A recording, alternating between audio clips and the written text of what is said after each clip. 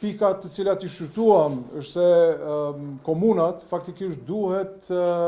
të punojnë së bashku. Pra, problemi nuk mund të zgjidhet vetëm në nivelin lokal në komunën e Prishtinës, por duhet të jetë një